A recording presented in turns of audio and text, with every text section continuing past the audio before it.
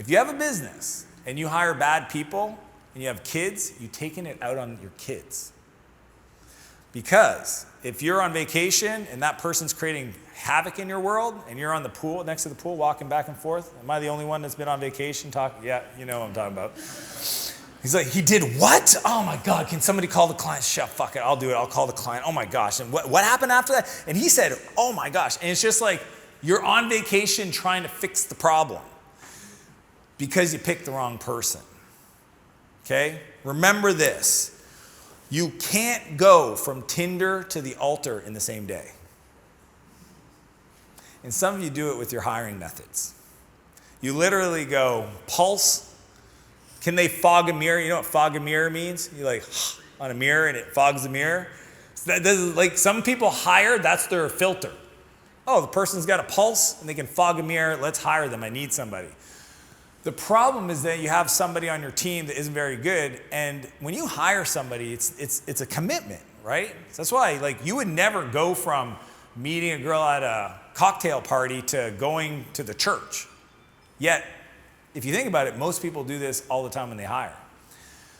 So the strategy to solve that, because I'm going to give you the antidote, and it's going to sound like obvious, but so simple that you might not do it, okay? So as I was flying in here, my buddy Alex asked me a question. Is Alex here? I don't think Alex, not here? Okay. So Alex asked me a question because he met one of my CEOs that runs a company, and he was asking me like how he leads the team. And I tell him, well, he's got metrics and scorecards and, you know, processes. And he goes, well, how did you teach him to do that? And I said, well, I didn't teach him to do anything. I hired him. He goes, well, how did you know he could do that? And I said, well, that's the test project. He goes, what's the test project? I said, well, you didn't read my book, because I'm going to tell you this, okay? It's okay, if you read it, it's literally, I had to put it in here because to me, the test first hiring method, page 159, chapter 10, is the secret. It's the secret to build a better picker.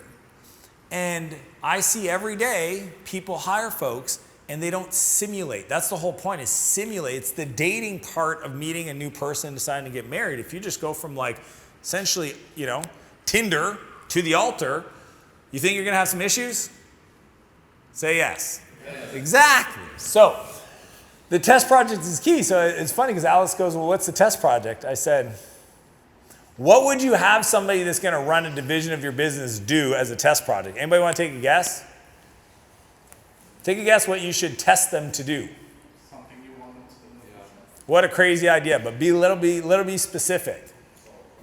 What? Solving problems. Good idea. What else? Specific problems.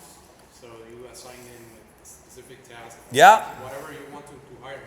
So here's my rule. You guys are gonna love this. I'm not smart. I want you guys to know I'm kind of dumb. I just like, I think it's because I'm so simple and lazy that I come up with these good ideas. I make them tell me what they're gonna do in the first 90 days.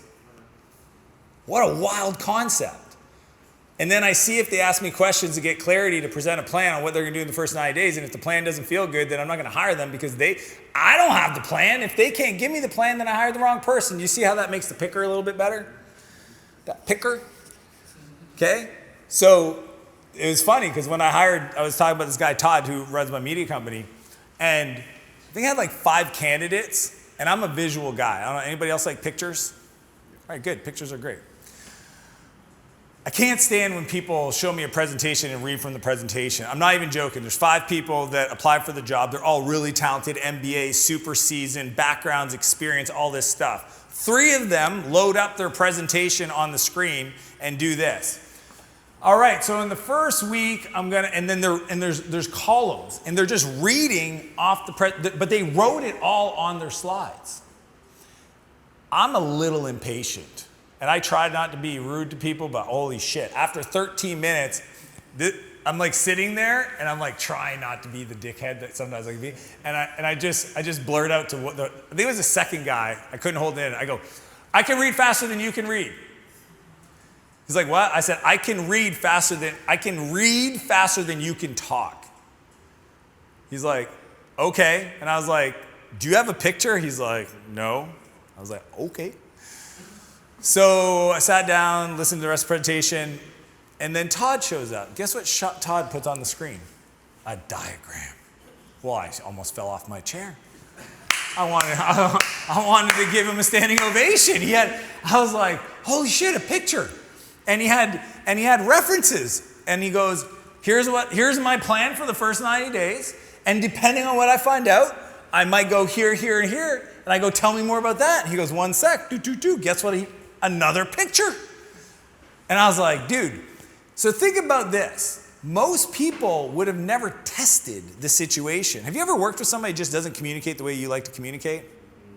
You ever have a boss that doesn't talk to you the way you need to hear it? Of course. So sometimes when we bring on team members, it's not even just can they do the work.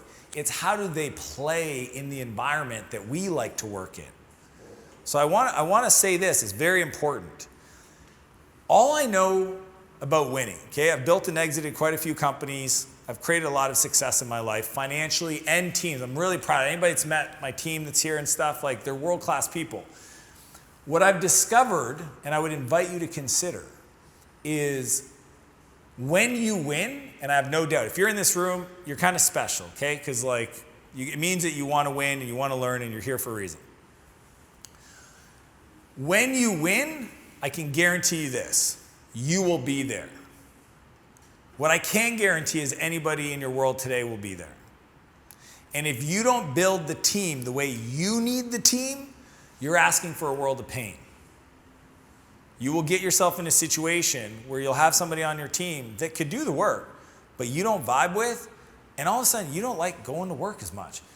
You don't like having meetings with that person. You decide not to engage with them, and all of a sudden there's this area of your life that you're pretending like not happening, and you're hoping they don't mess things up.